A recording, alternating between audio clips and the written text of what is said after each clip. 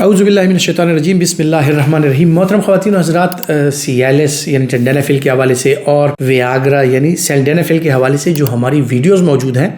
اس پر اکثر اوقات جو ہیں تو مختلف لوگوں کی آراء آتی ہیں، اور ان ویڈیوز میں نے ذکر کیا ہے کہ کون سے لوگ جو ہیں وہ اس کا استعمال نہیں کر سکتے۔ خصوصاً جو زیادہ لوگ سوال کرتے ہیں وہ یہ کرتے ہیں کہ کیا دل کے امراض کے مبتلا جو لوگ ہیں وہ اس کا استعمال کر سکتے ہیں یا نہیں کر سکتے۔ تو اگر دیکھا جائے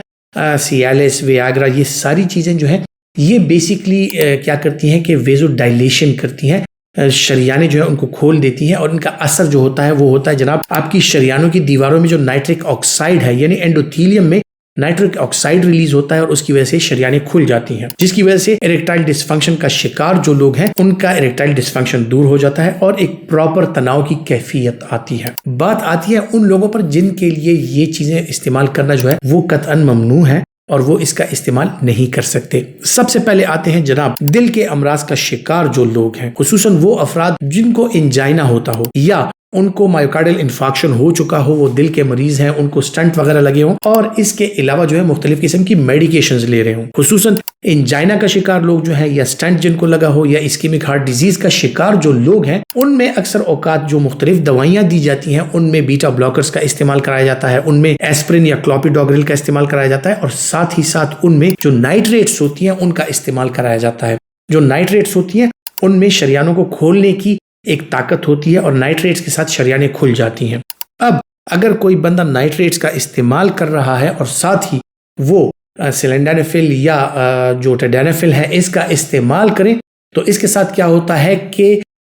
جو ان کے آلریڈی وہ نائٹریٹس کا استعمال بھی کر رہے ہیں، یہ بھی ویزو ڈائلیٹرز ہیں، تو ان کا استعمال اگر کیا جائے پیشنٹ جو ہے وہ شاک کی کیفیت میں جا سکتا ہے اور اس کا بی پی جو ہے انتہائی حد تک لو ہو سکتا ہے۔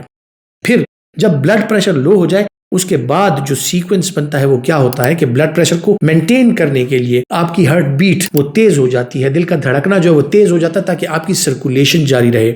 تو ایک تو بلڈ پریشر لو ہو جاتا ہے، دوسرا دل کی دھڑکن تیز ہو جاتی ہے، دونوں چیزیں جو ہیں وہ اسکیمک ہارٹ ڈیزیز کے جو پیشنٹس ہیں ان کے لیے خطرناک ہو سکتی ہیں، کیونکہ اگر دل کی دھڑکن تیز ہو جاتی ہے اسی کے ساتھ آپ کے دل کو آکسیجن کی زیادہ ضرورت پڑتی ہے، اور آکسیجن دل کو چونکہ اسکیمک ہارٹ ڈیزیز ہے آکسیجن کی سپلائی اتنی ہوتی نہیں ہے، بلڈ سپلائی دل کی کم ہوتی ہے، اس کی وجہ سے جو ہے تو انجائنا کا اٹیک یا چیسٹ پین کا اٹیک ہو سکتا ہے، اور یہی چیسٹ پین اور انجائنا جو ہے خدا نخواستہ یہ کسی بڑے پرابلم کا پیش خیمہ ثابت ہو سکتا ہے۔ تو جو لوگ انجائنا کا فریکوینٹلی شکار ہوتے ہیں، جو لوگ اسکیمک ہارٹ ڈیزیز کا شکار ہیں، وہ لوگ اس کا استعمال نہیں کر سکتے، ان لوگوں کے لیے اس کا استعمال جو ہے وہ قطعاً ممنوع ہے۔ کچھ ایسی بیماریاں بھی ہیں کہ جن میں اگر نائٹریٹس کا استعمال نہ بھی کیا جائے لیکن جو کنجسٹو کارڈیک فیلئر کا شکار لوگ ہیں جن کا ایجیکشن فریکشن کم ہے، یعنی ان کے دل کی ایک بیٹ کے ساتھ ایک دھڑکن کے ساتھ بلڈ کی جو سرکولیشن باڈی میں ہوتی ہے،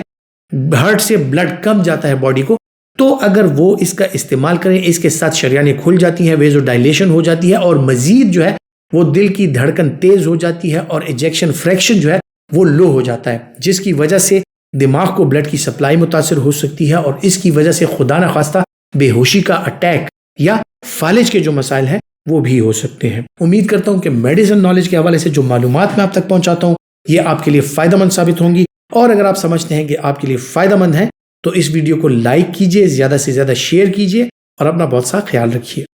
اللہ حافظ۔